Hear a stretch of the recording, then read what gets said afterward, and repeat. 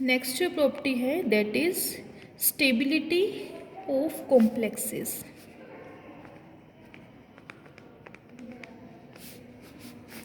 First transition series जो है, first transition series form more stable complexes. जो first transition series के elements हैं वो ट्रांजिशन स्टेबल कॉम्प्लेक्सेस बनाएंगे किसके साथ? नाइट्रोजन के साथ, oxygen and fluorine donor atoms के साथ। वाइल सेकेंड ट्रांजिशन सीरीज की बात करें, थर्ड ट्रांजिशन सीरीज की बात करें, ये स्टेबल कॉम्प्लेक्सेस बनाएंगे दोनों के दोनों ही, फॉस्फोरस के साथ, सल्फर के साथ और हैवियर हेलोजन के साथ। हैवियर हेलोजन हो गए लाइक क्लोरीन हुआ, ब्रोमीन हुआ, आयोडीन हुआ। क्लियर कि जो फर्स्ट ट्रांजिशन सीरीज के एलिमेंट्स हैं they form more stable complexes with nitrogen, oxygen and fluorine donors, while those of second and third transition series they form more stable complexes with phosphorus, sulfur and heavier halogen donors. Next property की बात करते हैं coordination number.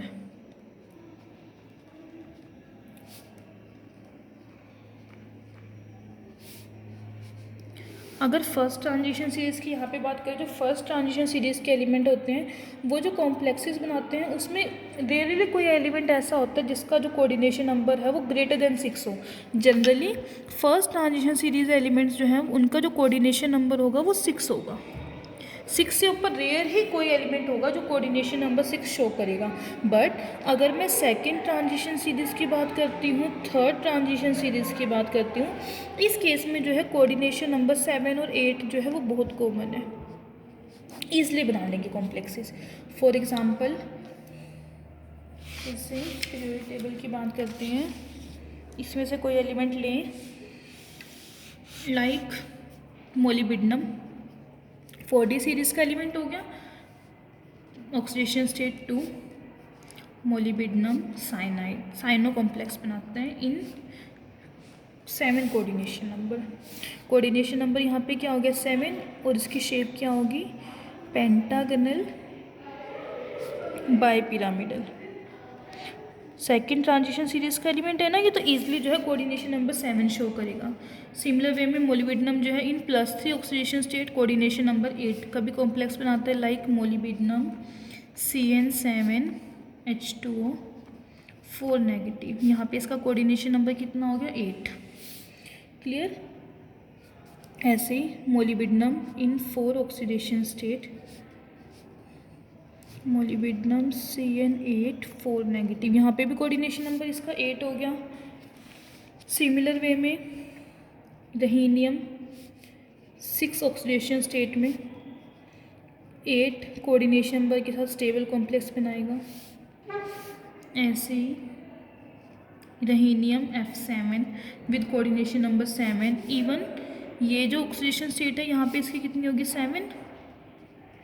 रहीनियम जो है higher, अभी मैंने बताया था ना लास्ट प्रॉपर्टी में कि जो हैवी एलिमेंट्स होते हैं वो लार्ज ऑक्सीडेशन स्टेट में ज़्यादा स्टेबल होते हैं, तो रहीनियम 6 ऑक्सीडेशन स्टेट में भी स्टेबल है, 7 में भी स्टेबल है।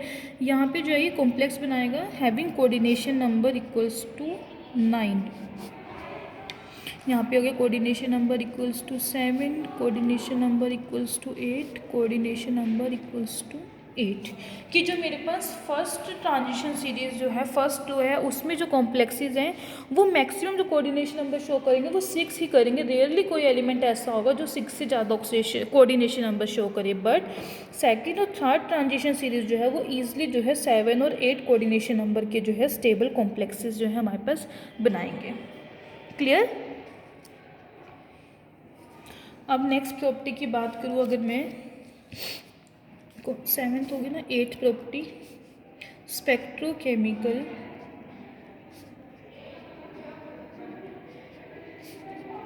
प्रॉपर्टीज़। इसमें क्या है कि इलेक्ट्रॉनिक स्पेक्ट्रा, स्पेक्ट्रोकेमिकल प्रॉपर्टीज़ का मीन्स जिसमें जो है हम इलेक्ट्रॉनिक स्पेक्ट्रा के बारे में बात करेंगे। इलेक्ट्रॉनिक स्पेक्ट्रा जो है फर्स्ट ट्रांजिशन सीरीज़ का वो जो है हम ईजिली से इंटरप्रेट कर सकते हैं as compare to second and third transition series. कि इलेक्ट्रॉनिक स्पेक्ट्रा की बात करूँ जो फर्स्ट ट्रांजिशन सीरीज़ का है as compare to second and third transition series, ये जो है ईजिली इंटरप्रेट हो जाएगा। उसका रीज़न क्या है? क्रिस्टल फील्ड स्प्लिटिंग, CFS की जो क्रिस्टल फील्ड स्प्लिटिंग होती है वो फर्स्ट ट्रांजिशन सीरीज़ के लिए सेम ऑक्सीडेशन स्टेट में अगर मैं बात कर रही हूँ उसकी वैल्यू जो है वो लेस होगी as compare to second and third transition series.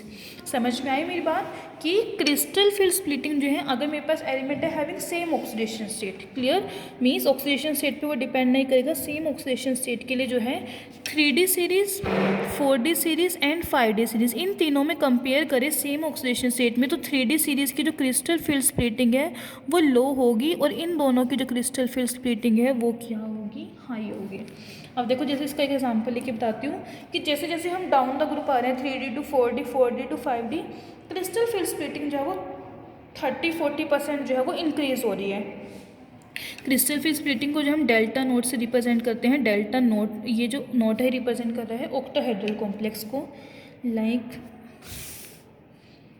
इनमें से यही वाली सीरीज़ अगर हम लेके चलें, cobalt NH3 3 positive, next element है rhodium NH3 3 positive and last one is iridium NH3 3 positive. ये देखो इन तीनों कॉम्प्लेक्सेस में कोबाल्ट, रोडियम, इरिडियम तीनों मैंने एक एक सीरीज़ का एलिमेंट ले लिया, तीनों में ही जो ऑक्सीडेशन स्टेट है वो +3 है।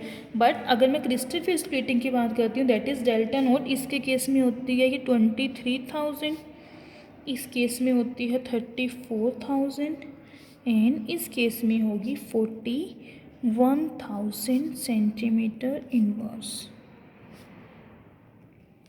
क्लियर? तो जैसे जैसे हम जो है मूव करेंगे first row transition series to second and third row transition series, crystal field splitting क्या है वो क्या है? इंक्रीज होगी। नियर अबाउट जो है 30-40% क्रिस्टल फील्ड स्प्लिटिंग जो है वो इंक्रीज हो जाएगी।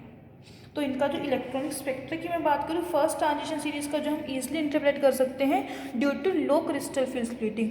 बट जैसे जैसे क्रिस्टल फील्ड स्प्लिटिंग हाई होती रहेगी जो इलेक्ट्रॉनिक स्पेक्ट्रा है वो भी क्या होगा? डिफ़िकल्ट हो जाएगा। क्लियर?